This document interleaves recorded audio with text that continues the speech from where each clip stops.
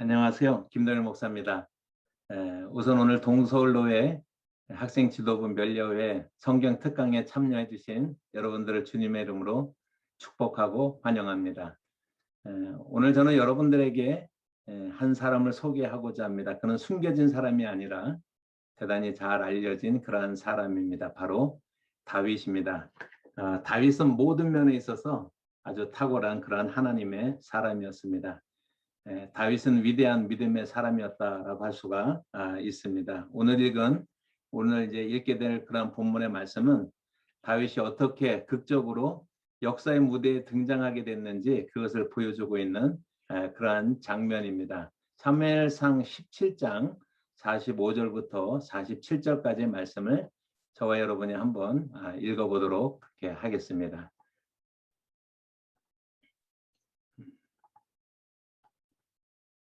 다윗이 블레셋 사람에게 이르되 너는 칼과 단창으로 내게 나오거니와 나는 만군의 여호와의 이름 곧 내가 모욕하는 이스라엘 군대 하나님의 이름으로 내게 나아가노라.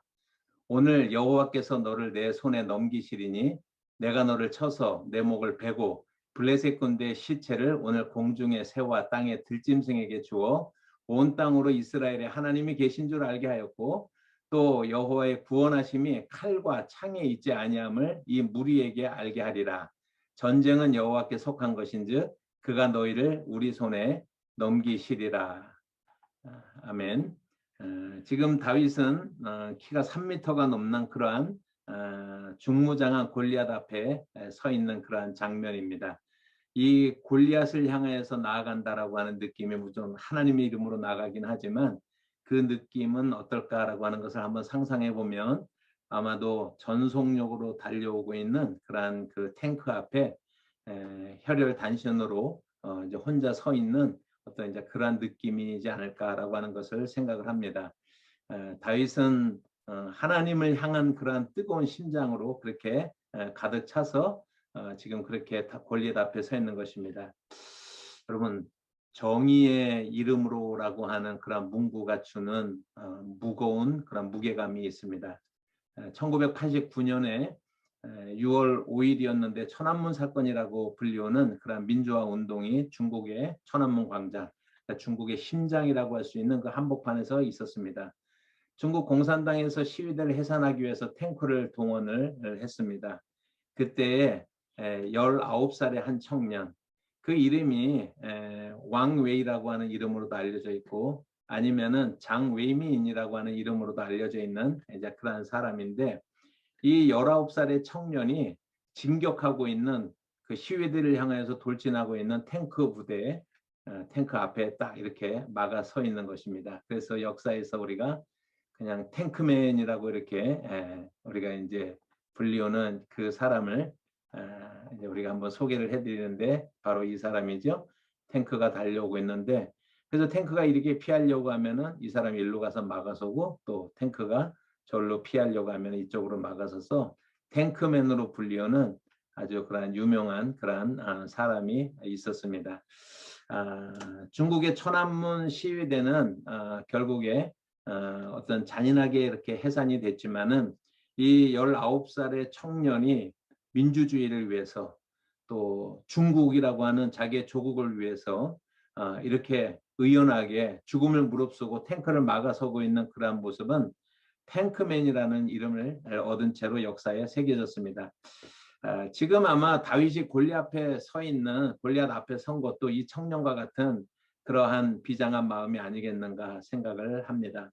하나님의 이름을 더럽힌 그러한 자들, 거룩한 그런 분노와 그 다음에 옳음에 대한 의에 대한 정의를 위한 그러한 그 이름으로 지금 서 있는 그러한 다윗의 그 어깨 위에는 자기 조국의 그러한 운명이 그 어깨 위에 지어져 있는 그러한 거룩함 서 있습니다라고 이렇게 할 수가 있습니다.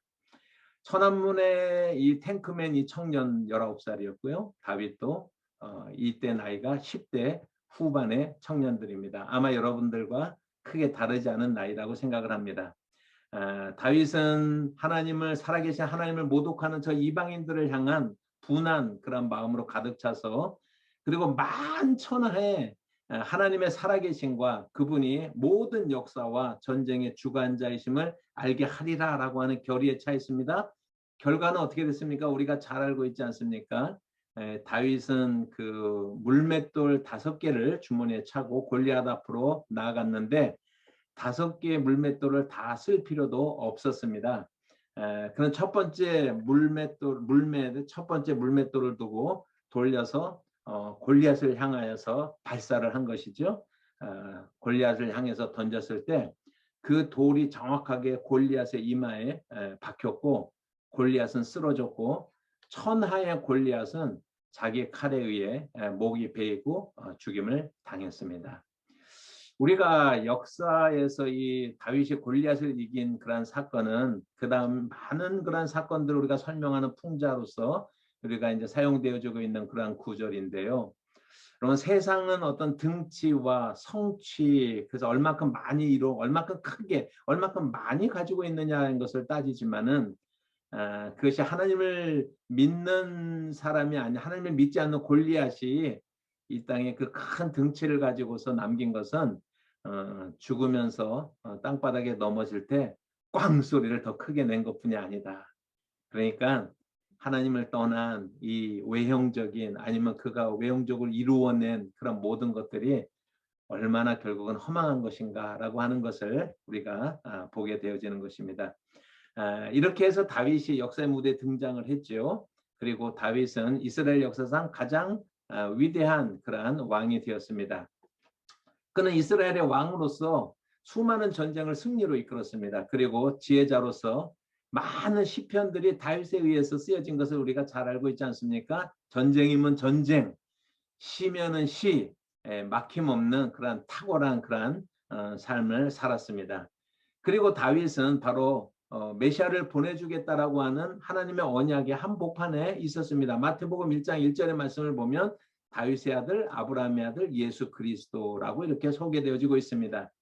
하나님께서 독생자 예수 그리스도를 우리에게 보내주신 이 엄청난 그런 구원의 역사의 도구가 바로 다윗이었던 것입니다. 다윗을 통해서 하나님께서 메시아 예수 그리스도를 우리 이 땅에 보내주셨던 것입니다. 신약에는 이러한 그 다윗의 생애를 한마디로 평가를 해주는 그런 말이 있습니다. 사도행전 13장 22절 하반절에 있는 그런 말씀인데요. 사도행전 13장 22절 하반절의 말씀을 우리 같이 한번 읽어봅니다. 내가 이새의 아들 다윗을 만나니 내 마음에 맞는 사람이라 내 뜻을 다 이루리라 하시더니. 그러니까 사도행전에서 지금 기록하고 있는 다윗, 여러분 우리가 한평생을 이 땅에서 살지만은 한 1000년 정도 역사가 지난 다음에 그 사람은 어떻게 기억이 될까 하는 것을 우리가 생각을 해본다고 하면 역사의 한 줄이라도 그렇게 기록이 되어 있는 사람은 그런 사람은 참 대단한 위인이었다라고 할 수 있지 않겠습니까? 그런데 성경의 신약 성경이 다윗이 죽고 1000년쯤 있다가 기록하고 있는 신약 성경이 다윗의 삶, 그 파란만장한 삶, 수많은 그런 삶을 압축하고 압축해서 한마디로 이렇게 표현을 하고 있습니다. 이새의 아들 다윗은 내 마음에 맞는 사람이다. 내 마음하고 일치되는 사람이다. 내 마음하고 같은 사람이다. 내가 그를 통해서 내 뜻을 이루리다. 라고 이렇게 말씀을 하고 있습니다. 인간이 기대할 수 있는 어떤 최고의 그런 찬사가 다윗에게 주어지고 있다라고 생각을 합니다. 저도 이 말씀을 늘 마음속에 품습니다.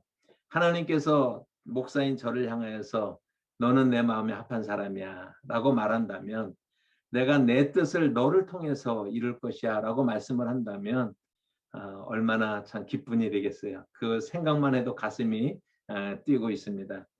이 말씀이 여러분들의 그런 그 가슴에도 여러분의 가슴을 뛰게 했으면 좋겠다라고 하는 생각을 듭니다. 저도 압니다. 어쩌면 이런 얘기를 하면 여러분들이 벌써 마음속에 손사래를 치는 그런 사람들이 있을 수도 있습니다. 목사님, 우리가 어떻게 그 위대한 다윗처럼 될 수가 있겠어요? 그분은 결코 우리가 닮을 수도 없고 따라갈 수도 없고, 그래서 저 멀리 계시는 그러한 저 높은 곳에 계시는 위대한 하나님의 종이지 않습니까? 그런데 저는 얼마나 평범하고 보잘것없는 사람인데 제가 어떻게 감히 다윗과 같은 사람처럼 되기를 바라겠어요 라고 생각하는 사람이 있을 수도 있습니다. 저도 압니다. 그러나 제가 도전하는 것이 여러분들에게 도전하는 것이 뭐냐면 다윗이 어떤 성취의 양이 아니라 다윗의 심정. 여러분 하나님을 향한 그러한 순결하고 그리고 분명한 신앙의 고백, 하나님을 위해서 내가 죽을 수도 있겠다라고 하는 그러한 뜨거운 열정을 가진 그러한 고백, 그 마음은 우리가 다윗에게라도 양보할 수가 없다라고 하는 것입니다.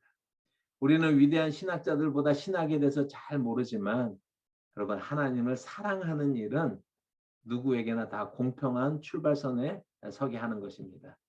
여러분 하나님을 사랑하십니까? 예수 그리스도를 사랑하십니까? 그 사랑이 있어만큼은 내가 누구하고도 양보할 수 없습니다라고 하는 고백이 이 시간에 여러분들의 마음속에 있어지기를 축복합니다. 그런데 오늘 제가 여러분들에게 다윗을 소개하는 것은 다윗이 결코 오르지 못할 나무이기 때문에 우리의 그 좌절감을 더 깊게 하려고 하는 그러한 의도에서 제가 다윗을 여러분들에게 소개하는 것이 아닙니다. 제가 오늘 여러분에게 다윗을 소개하는 것은 하나님께서 다윗을 불러 세우시기까지 그가 역사에서 이렇게 쓰임을 받기 전까지 그의 어린 시절, 그의 청년 시절을 보면 철저하게 무명의 시절이었고 버려진 인생이었다라고 하는 것을 우리가 생각해 보기 위해서 이 말씀을 여러분들과 함께 나눕니다. 다윗은 오늘날 말하는 세상의 눈으로 볼 때 단연코 부자 부모를 만나고 높은 직위에 있는 그런 부모를 만나서 금수저를 물고 태어난 그런 사람이 아니었습니다. 그가 태어난 그 베들레헴이라고 하는 곳은요, 아주 작은 그러한 시골 마을에 불과했습니다. 인구가 1000명을 넘지 않는 아주 작은, 우리로 치면은 저기 산골에 그러한 그 마을의 그런 출신이라고 할 수가 있습니다. 베들레헴도 이렇게 작았을 뿐만 아니라 다윗의 아버지 이새도 그렇게 유력한 가문의 그러한 출신도 아닌 것입니다. 그리고 이새의 아들로 태어난 다윗은 이새가 보기에도 블루칩이 아니에요. 똑똑한 사람이 아니에요. 우리 집안을 일으킬 만한 그런 기대주가 아니었다라고 하는 것을 우리가 생각을 해야 되는 것입니다. 적어도 하나님께서 다윗을 찾아내서 이 세상에 다윗의 이름을 드러내시기까지는 다윗이 그렇게 철저하게 무명의 그런 삶을 살았다는 것입니다. 이제 그 이야기를 여러분들과 함께 좀 해야겠습니다. 사무엘상 15장에 있는 그런 말씀을 보면 하나님께서 선지자 사무엘을 통해서 이렇게 말씀합니다. 사울이 여호와의 말씀을 버렸으므로, 사울이 하나님의 말씀을 버렸으므로 나도 여호와께서 말씀하시는 거죠. 나도 사울을 버렸다. 그래서 그가 왕이 되지 못하게 했다라고 이렇게 말씀을 하고 있습니다. 그리고 사무엘상 16장 말씀에 여러분들이 보시면 우리가 잘 아는 것처럼 하나님께서 사무엘을 다윗의 집, 그러니까 정확하게는 그 아버지 이새의 집으로 이제 보내지요. 베들레헴으로 보내는 것입니다. 그래서 하나님께서 사무엘에게 말씀합니다. 선지자 사무엘에게 다윗의 아들 중에 한 명에게 내가 기름을 붓고 그리고 그를 유다의 왕으로 삼아라 라고 이렇게 사무엘에게 말씀을 합니다. 사무엘이 하나님의 말씀을 따라서 베들레헴으로 찾아갔습니다. 이새의 집 거기에 이제 사무엘이 도착했을 때 이제 그 온 그런 그 집안의 사람들이 선지자 사무엘을 맞이하느라고 이제 부산한 그런 가운데 있습니다. 그렇죠? 아주 무명의 이름도 없는 사람의 집에 그 유다의 선지자가 사무엘이 이제 찾아왔으니 얼마나 그 경사가 난 일이겠죠. 이세로서는 그야말로 가뭄의 영광이다. 이렇게 할 수가 있을 것입니다. 사무엘이 이새에게 이렇게 제안합니다. 당신과 당신의 아들들을 성결하게 하고 하나님 앞에 우리 제사를 드립시다. 아들들이 사무엘에게 나옵니다. 첫 번째로 나온 아들이 엘리압이라고 하는 그런 그 첫 번째 아들인데 아주 키가 훤칠하게 크고 아주 얼마나 잘생겼는지 모릅니다. 사무엘이요. 딱 엘리압을 보는 순간에 마음에 탁 들었습니다. 와, 과연 여호와의 기름 부음 받은 자가 다르기는 다르구나.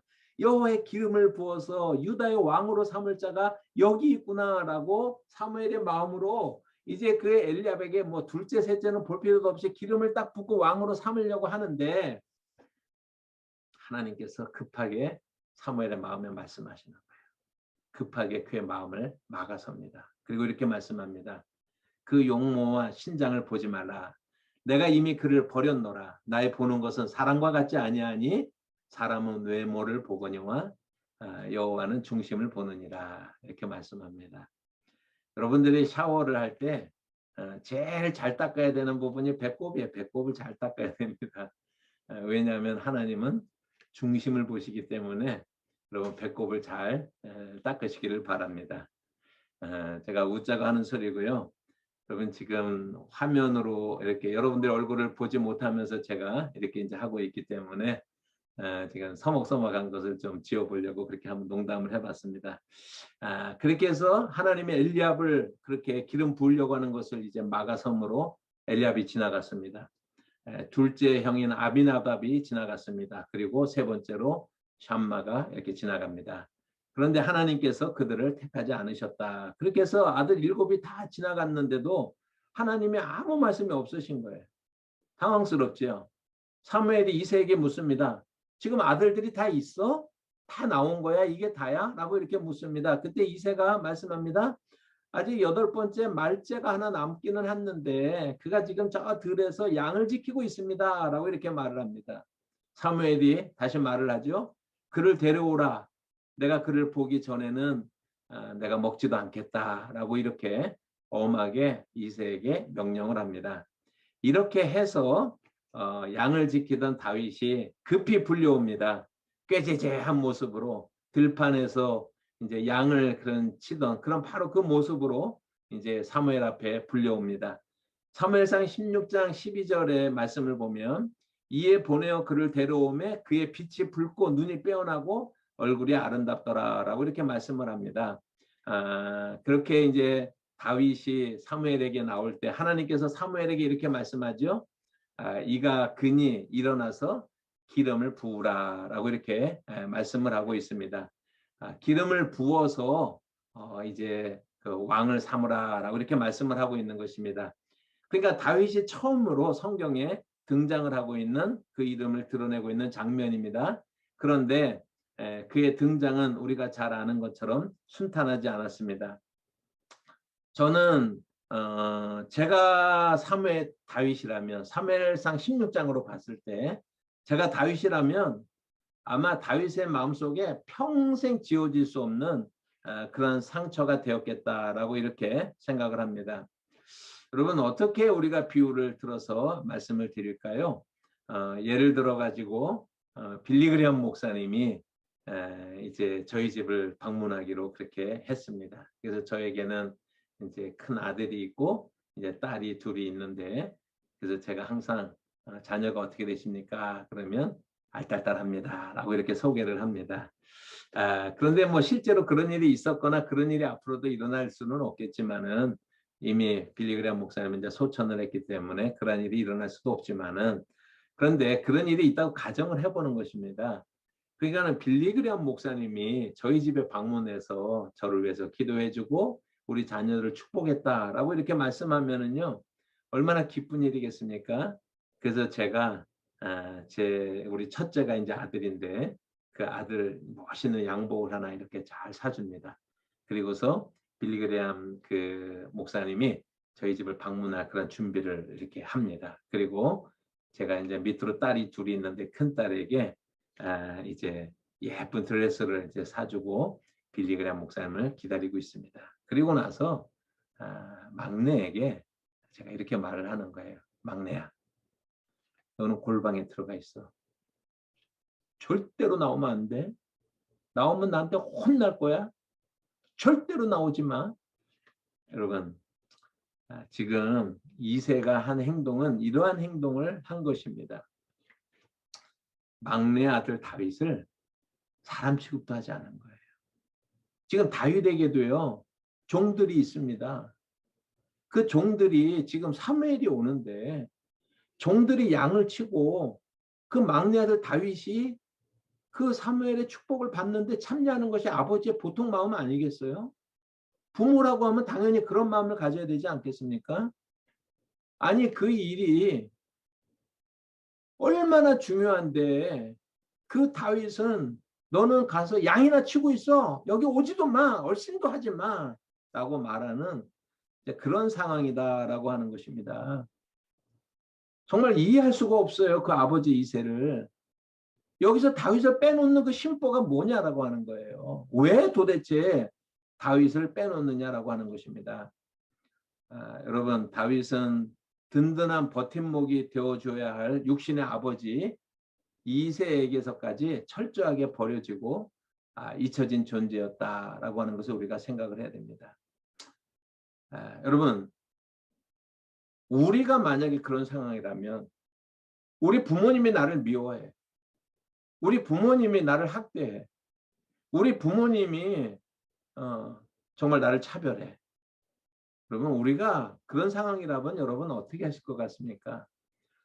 대개는 우리가 다 마음에 어떤 칼을 품지 않겠는가라고 하는 것을 생각을 합니다. 저는 이제 미국에서 오랫동안 그렇게 목회를 했는데 제가 이제 미국에 살면서 이제 한국에서 갓 이민 온 그런 그 가정이 있었습니다. 그런데 이제 그 가정이 얼마나 참 좋은 가정이에요. 좋은 아버지고 좋은 어머니고 좋은 가정인데 아버지가 화가 나면은 이제 아이들을 이렇게 손찌검을 하는 지금부터 뭐 거의 20년 전 얘기니까 요즘 같으면 이제 그런 부모님들은 안 계시겠지만은 이제 그런 상황이었습니다. 몰랐죠. 그런 줄은 몰랐죠. 그런데 미국에서는 이제 학교에서 아동학대를 하면 선생님이 그래서 반드시 이제 신고하게 돼 있는데 지금은 이제 한국도 마찬가지겠지만 어느 날 체육 시간에 이 딸이 그때 17살 그 정도 됐는데 그 딸이 고등학교에서 이제 체육 시간에 옷을 갈아입다가 거기 카운셀러 선생님이 몸에 나 있는 그런 상처를 발견을 해서 신고를 했습니다. 그래서 금방 경찰이 왔고 그 아버지가 체포되고 그리고 이제 그 딸은 이제 격리되고 그냥 부모로부터 격리를 시키거든요. 자, 이런 일들이 있었습니다. 그래서 제가 경찰서를 찾아가서 잘 설명을 하고 여러 가지 이제 교육을 받게 하고 이렇게 풀어주고 이렇게 했었던 그런 경험이 있었는데 그리고 제가 이제 격리되어져 있는 그 딸을 찾아갔습니다.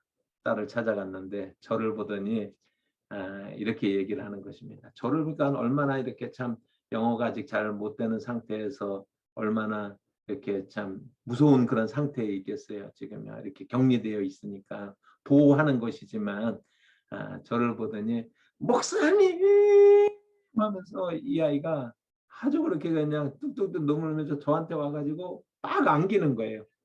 그리고 이제 제 품에 이렇게 딱 안겨가지고 이 아이가 저한테 한 말이 제가 지금도 귀에 생생한데 저는 아빠를 평생 미워할 거예요. 아빠가 알고 보니까 야구방망이로 때린 거예요. 그 딸을. 나는 아빠를 평생 미워할 거예요. 나는 아빠를 용서할 수가 없어요. 나는 꼭 아빠에게 복수하고 말 거예요. 라고 이렇게 하면서 제품에서 그렇게 한없이 그렇게 우는 그 딸의 모습을 지금 머리에 생생해요. 그 장면이 생생합니다.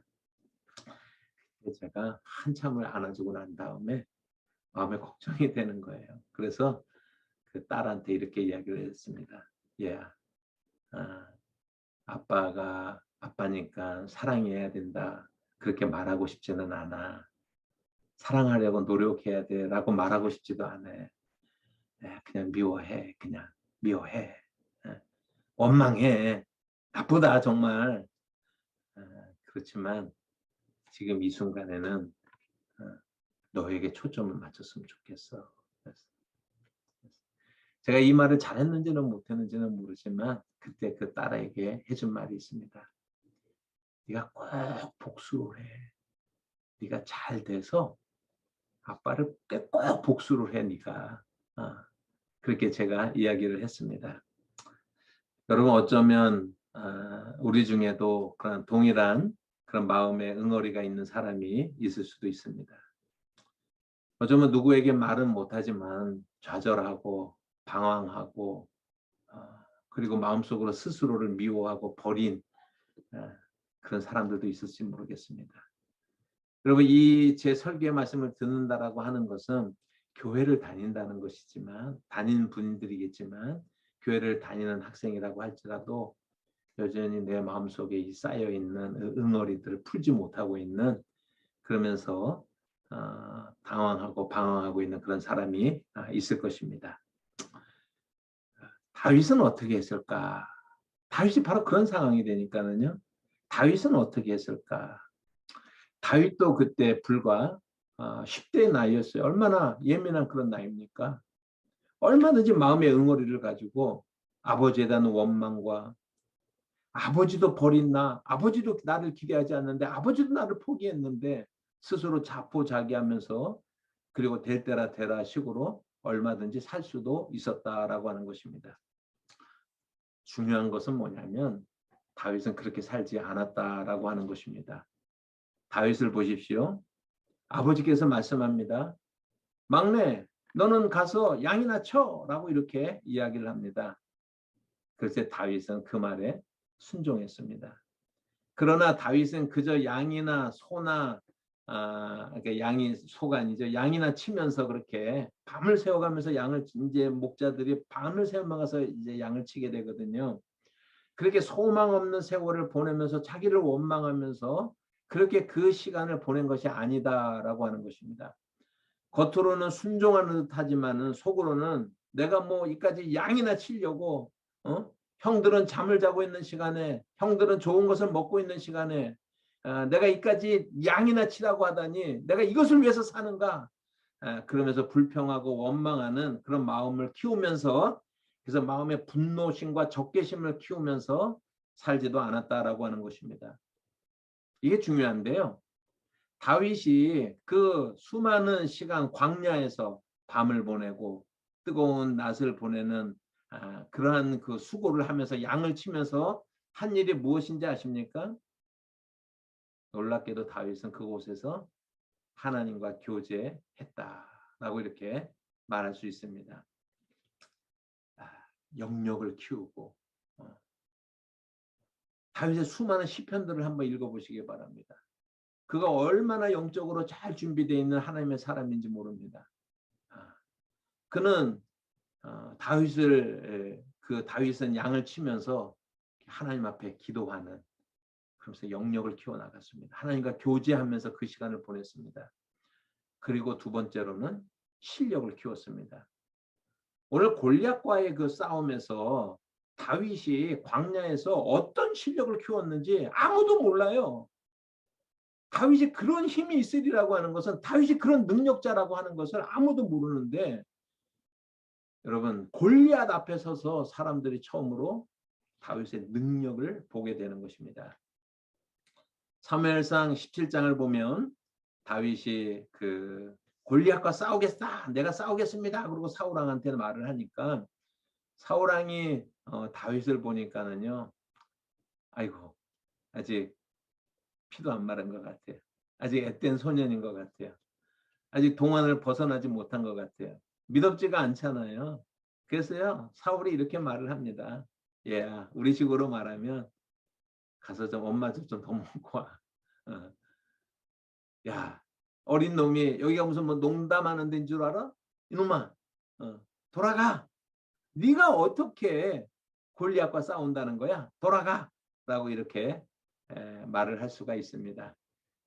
그때 다윗은 사울 왕에게 이렇게 말을 합니다. 그것이 이제 사무엘상 17장 34절부터 37절까지 말씀입니다. 우리가 한번 찾아서 읽겠습니다.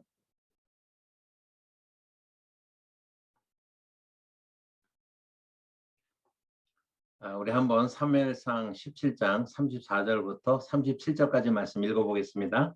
다윗이 사울에게 말하되 주의 종이 아비의 양을 지킬 때 사자나 곰이 와서 양떼에서 새끼를 물어가면 내가 따라가서 그것을 치고 그 입에서 새끼를 건져내었고 그것이 일어나 나를 해하고자 하면 내가 그 수염을 잡고 그것을 쳐 죽였나이다.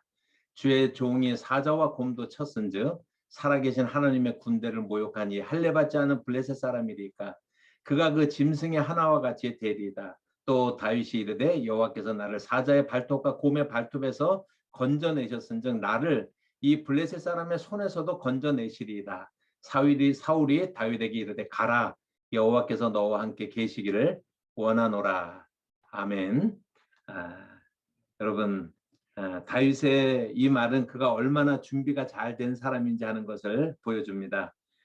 다윗은 아버지의 그 양들을 칠 때 진정한 목자의 마음을 품었습니다. 사꾼의 마음이 아니라고 하는 것이죠. 사자가 곰이 나타나면 여러분 다윗이 이렇게 할 수도 있어요.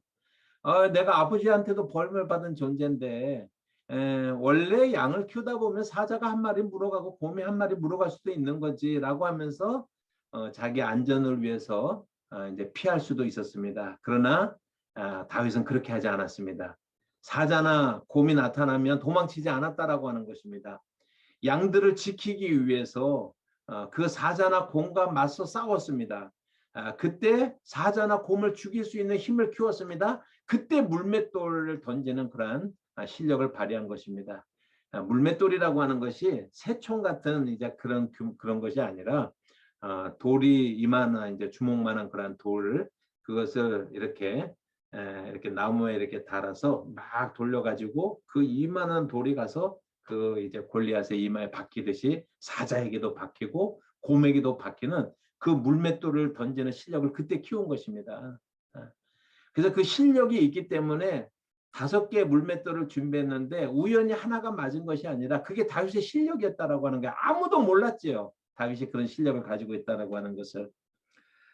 그는 그 양들을 치면서 사자와 곰의 발톱에서 자기를 지키는 하나님을 경험했습니다. 하나님은 아버지는 자기를 버렸지만 하나님은 자기를 버리지 않는다는 것을 그는요 이때 너무나 절절하게 경험을 합니다. 그래서 시편 28편 10절의 말씀을 보면 이렇게 말하고 있어요. 다윗의 시인데 내 부모는 나를 버렸으나 여호와는 나를 영접하시리로다 라고 이렇게 말씀을 하고 있어요. 내 부모는 나를 버렸으나 여호와는 나를 영접하시리로다. 그 다음 구절도 한 구절 읽을까요? 여호와여 주의 도를 내게 가르치시고 내 원수를 생각하셔서 평탄한 길로 나를 인도하소서라고 이렇게 말씀을 하고 있습니다. 여러분 다윗의 경험은 뭐냐면 육신의 부모는 나를 버릴 수가 있어도 하나님은 나를 버리지 않는다. 하나님은 항상 나와 함께 하신다. 하나님은 나를 지키신다 라고 하는 그 믿음을 가지고 있었어요. 여러분들이 그 믿음을 가지시기를 바랍니다. 심지어 부모조차도 나를 버리는 그런 순간이 올지라도 그 순간조차도 나를 포기하지 않는 분, 나를 버리지 않는 분, 나를 기다리지 않는 분이 계시는 거예요. 그분이 바로 예수 그리스도이십니다. 그리고 이처럼 다윗은 하나님과 교제하며 영역을 키우고 사자나 곰하고 싸우면서 실력을 키우고 그렇게 하면서 그가 광야의 세월을 보내었습니다. 그리고 마침내 기회가 왔을 때 그는 골리앗을 단번에 죽임으로 그 기회를 놓치지 않았습니다. 기회라고 하는 것은 누구에게나 다 다가오지만은 준비된 사람만이 그 기회를 활용할 수가 있는 것입니다.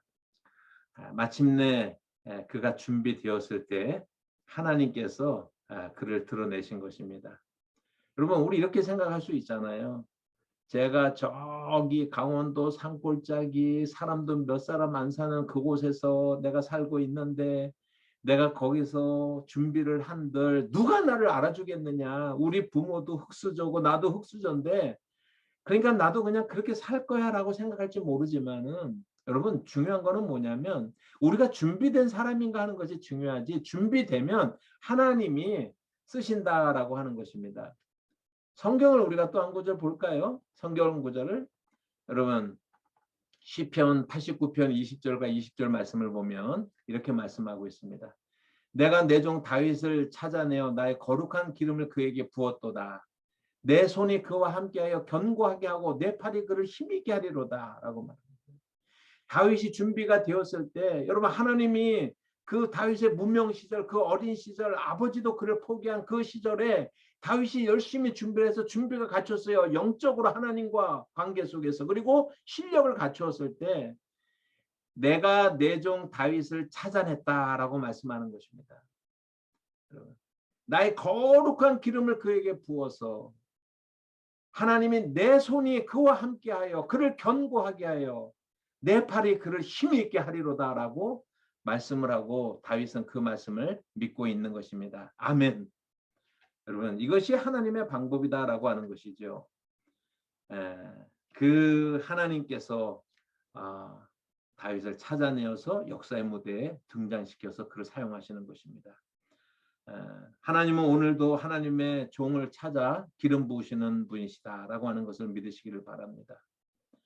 드러나 있지 않지만 철저히 가려져 있는 것 같지만 그러나 신실한 하나님의 종들을 찾으시고 그런 사람을 통해서 하나님이 쓰시는 것입니다. 역사 앞에 쓰시고 국가 앞에 쓰시고 민족 앞에 쓰시고 그리고 또 교회 앞에 하나님께서 쓰신다라고 하는 것입니다. 문제는 저와 여러분이 어떤 준비를 하느냐가 문제라고 하는 것이죠. 오늘 이 땅에서 청년으로 산다는 것은 쉽지 않습니다. 여러분 정말 모든 환경이 참 그렇게 참 쉽지 않은 그런 그 세월을 살고 있는 것을 우리가 잘 압니다. 그렇지만 한편으로 생각하면 우리는 하늘에 속한 사람들인데 그러면 우리는요 좌절하고 우리가 노력해도 소용없어. 청년들은 3포 시대야 뭐 5포 시대야라고 하면서 사람들이 다 그렇게 말한다고 할지라도 여러분 시대 타고 남들 탓하고 집안 탓하고 여러분 그거는요 누구나 할 수 있는 거예요. 누구나 할 수가 있는 거예요.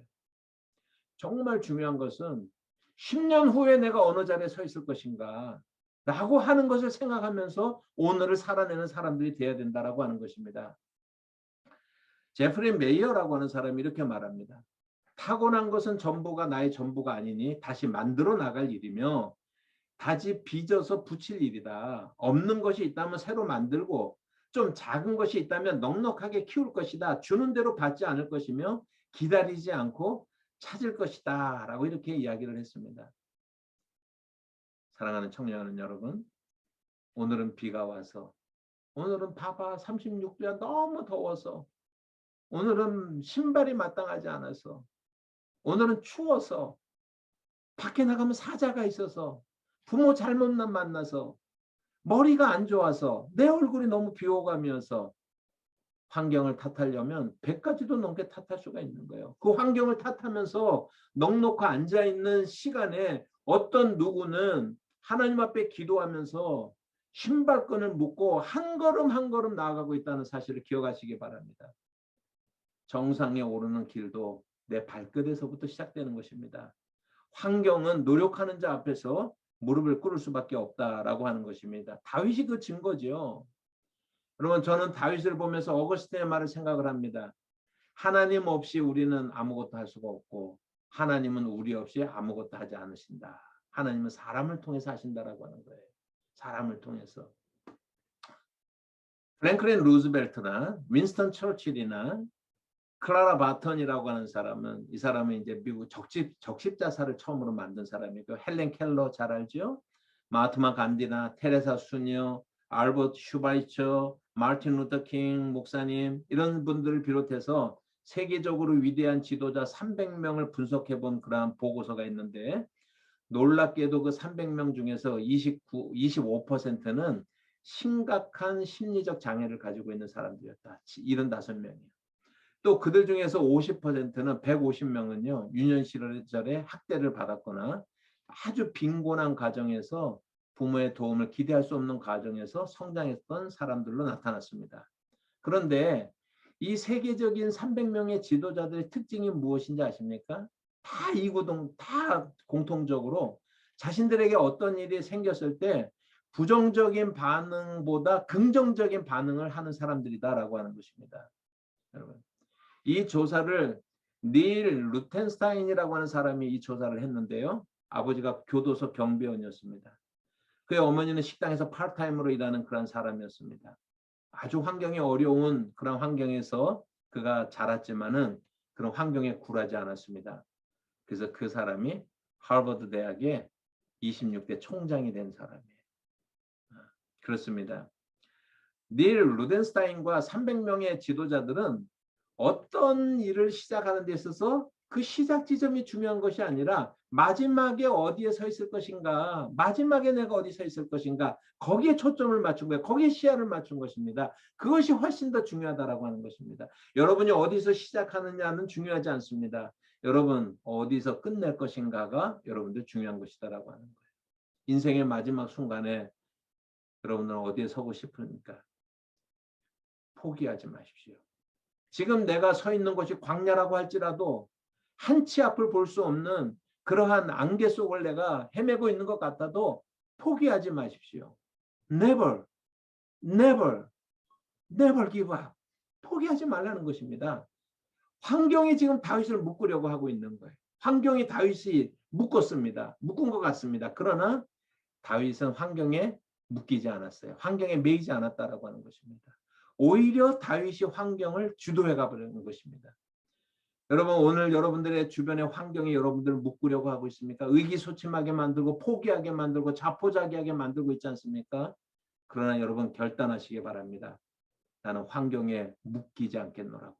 나는 환경에 매이지 않겠노라고. 여러분 지금 우리가 묵묵히 할 것은 두 가지 있습니다. 하나님과 깊은 교제를 하는 것입니다. 하나님 인격적으로 만나야 돼요. 예수님을 인격적으로 만나야 되는 것입니다. 그 안에 주님의 뜻을 발견하고 주님과의 깊은 인격적 교제가 필요한 것입니다. 영역을 키우는 것이죠. 그리고 자신이 하고자 하는 일에 최선을 다하는, 그래서 부단하게 연마하는 실력을 갖추는 그 실력이 필요한 것입니다. 최선을 다하십시오. 준비되면 하나님께서 반드시 불러서 사용하실 것입니다. 당신이 북극 어디 저기 남극 어디 그 구석에 있다고 할지라도 준비되면 내가 내 종 다윗을 찾아내요 라고 말씀하는 것처럼 그렇게 저와 여러분을 찾아서 불러 쓰실 줄로 믿으시길 바랍니다. 마지막으로 저는 이 낡은 책의 이야기를 좀 여러분들과 함께 하고 마치려고 합니다. 이 책은 제가 53년 전에 구입한 것입니다. 몇 년이요? 53년 전에. 그래서 제 서재에 53년 동안 꼽혀있던 그러한 그 책입니다. 1976년에 제가 고등학교 1학년이었는데 조지아주의 땅콩 농장의 주인이었던 지미 카터라고 하는 사람이 미국의 39대 대통령이 당선이 되었습니다. 그 사람이 76년에 당선되고 나서 이제 바로 그가 회고록을 이렇게 간단하게 썼는데 왜 최선을 다하지 않았는가라고 하는 제목입니다. Why not the best라고 하는 그런 제목의 아주 소책자입니다. 여러분, Why not the best라고 하는 것은 왜 최선을 다하지 않았던가라고 하는 것은 지미 카터의 인생을 변화시킨 한마디가 되었던 말입니다. 지미 카터 대통령은 해군상관학교를 졸업을 했는데요.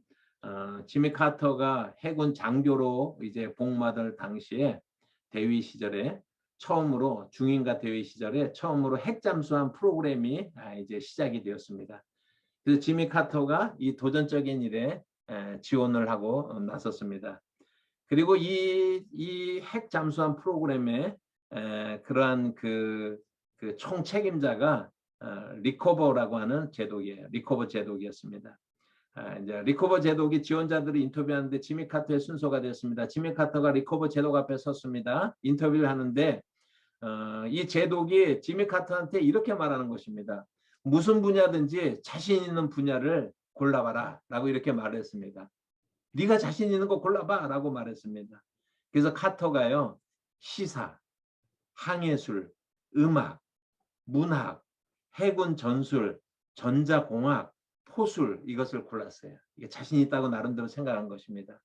그런데요 지미 카터는 자기가 자신 있다라고 생각한 그 분야에서 얼마나 무식한 사람이라고 하는 것을 인정할 수밖에 없었습니다. 왜냐하면 리커버 제독이 묻는데 대답을 못한 거예요.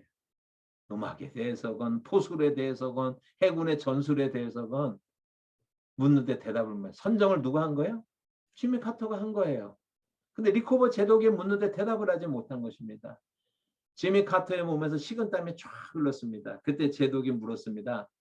귀가는 해군 사관학교에서 성적이 몇 등인가? 라고 이렇게 물었습니다. 그런데 카터는 성적이 상위권에 속해 있었어요. 그래서 마음속에 약간 자신이 있었습니다. 네, 820명 중에 59등을 했습니다. 라고 전 자신 있게 딱 이렇게 말을 했습니다.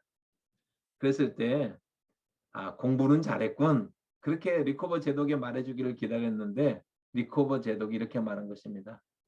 최선을 다했는가? 라고 말했습니다. 그래서 자기가 공부 열심히 했었거든요. 그래서 네, 최선을 다했습니다. 라고 말을 딱 하려고 그러는데 자기가 리코버 제독 앞에서 말을 제대로 하지 못한 거였잖아요. 대답을 제대로 하지 못했습니다. 그래서요, 꼬란지를 내린 거예요. 네, 최선을 다하지는 못했습니다. 제독이 그렇게 말하는 지미 카터를 한참 내려다보더니 갑자기 이렇게 말했습니다. 왜 최선을 다하지 않았는가? 제군은 왜 최선을 다하지 않았는가? 이렇게 물었습니다. Why not the best? 여러분, 그의 이 말이 지미 카터의 삶을 바꾸는 거예요.